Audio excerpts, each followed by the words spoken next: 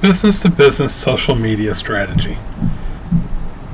Out of the three different ways to communicate, whether it's a personal communication, a business to consumer, or business to business, in my professional opinion, I think business to business is probably the most difficult one to craft.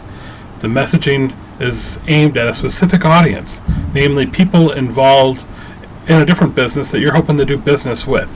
So if you're in a business that doesn't deal directly with the end consumer of a product or a service, but you're dealing with the people who make the purchasing decision of a product or service to extend or to add together with another product or service.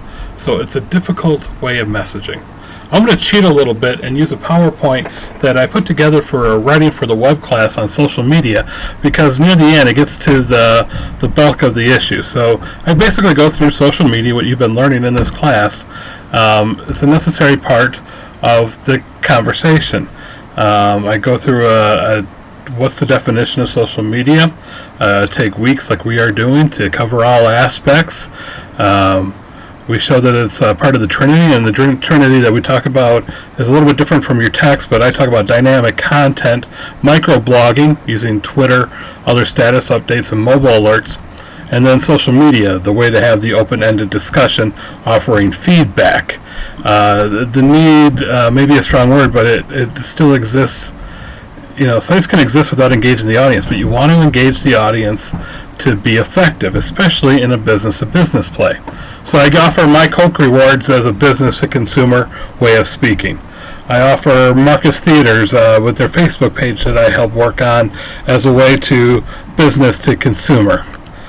But Janssen, which is a professional services company here in southeastern Wisconsin, they are fully engaged in social media, and their aim is to reach small business owners, managers at mid-level businesses, or people who take care of their own personal financial portfolios and are involved in investing in businesses. So they want to reach IT managers who might need some IT help, some businesses that might need some human resources help, as well as accounting and financial planning. So on their regular website, they brought in a guest speaker for a special event, and this was a social media play aimed at getting other small business owners there. So they got Vince, who is an Olympic athlete, talked about what it takes to getting down to business and up to speed. That was a special event that we held back in May. So they publicized it on their website. They created a special event on Facebook. They created an event on LinkedIn. And they also tweeted about him coming to town on their Twitter page. I call it the full court press, using social media to reach a very highly targeted audience.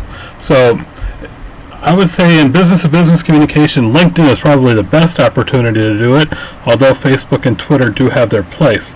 Google Plus will have its place as well as it continues to grow.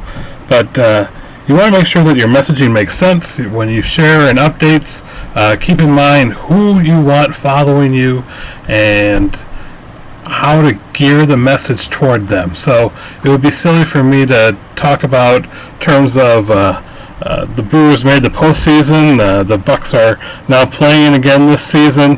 Where on Facebook, I can be a little bit more open-ended, and I can talk about borrowing relevance about a lot of business people have business meetings where they catch a ball game or they take prospective clients to a ball game. So if I'm talking about that on LinkedIn, I will craft my message a little bit harder to make sense to that small business audience.